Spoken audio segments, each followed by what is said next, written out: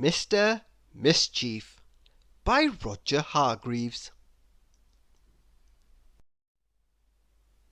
Poor Mr. Happy had a tiring day.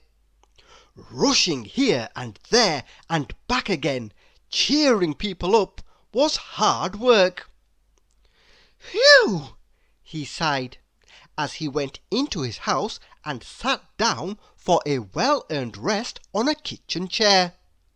But then, do you know what happened? It fell to bits. Bump! Went poor Mr. Happy. "That's all I need," he said. "I rather think that I have had a visit from Mr. Mischief." He was right. Outside Mr. Happy's house, and running away as fast as his little legs would carry him, was a small, mischievous figure, Mr. Mischief. "Oh, Mischief! Glorious Mischief!" he cried, "I do so love it!" and he ran, giggling, into the night. The next morning there was a knock at Mr. Greedy's front door, but when he went to answer it, there was no one there. But what was there was a box, and inside the box was a large chocolate cake filled with cream and with the most delicious-looking pink icing. Mr. Greedy's eyes gleamed. He licked his lips, and shut his eyes, and opened his mouth, and took a large bite. Ugh! The chocolate wasn't chocolate, it was mud. The cream inside wasn't cream, it was cotton wool. And that delicious-looking pink icing wasn't icing at all, it was toothpaste.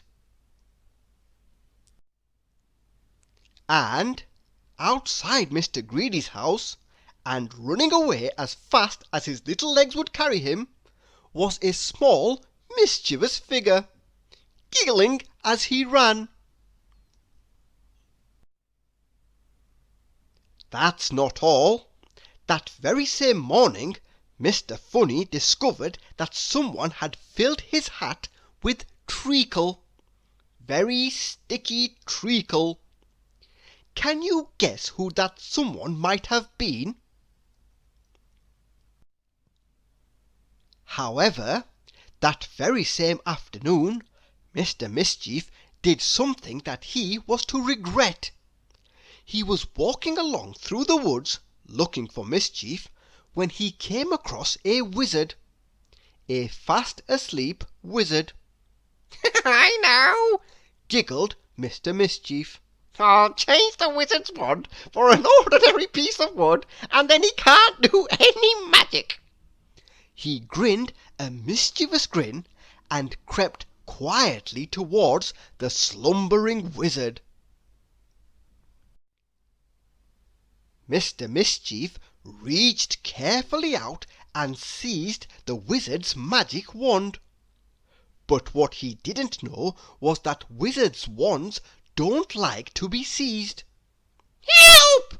shrieked the wizard's wand in a high, shrill voice, and awakened the wizard, who in turn seized Mr. Mischief by his nose, which was extremely painful. "Let go of my nose!" cried Mr. Mischief. "I know who you are," said the wizard.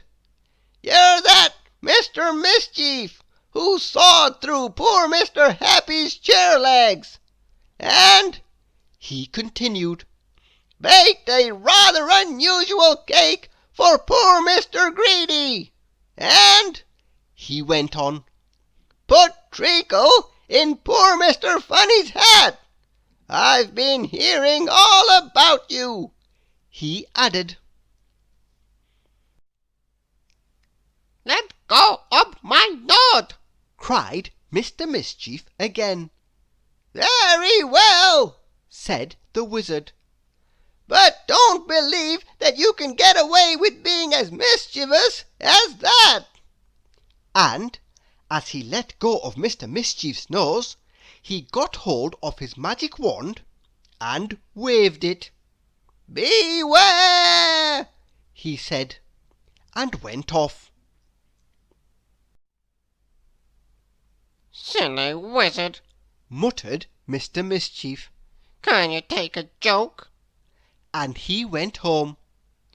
"Silly wizard," he said again as he sat down in his kitchen. Bump! "Silly, silly, silly wizard," groaned Mr. Mischief, picking himself up, "him and his silly magic." and he made himself some porridge for tea. Smiled Mr. Mischief, as he put a large spoonful of porridge into his mouth. Ah! Somehow, as if by magic, which of course it was, the porridge had turned into sawdust. "Oh dear!" spluttered Mr. Mischief. "Perhaps I had better not get up to quite so much mischief in future after all." And he went upstairs. He jumped into bed. Splosh! The bed was full of raspberry jam. Ugh! "Oh dear! Oh dear!" sighed Mr. Mischief. "I think I definitely must not get up to quite so much mischief in future." And do you know something? The day after he was as good as gold, and the next day, and the day after that.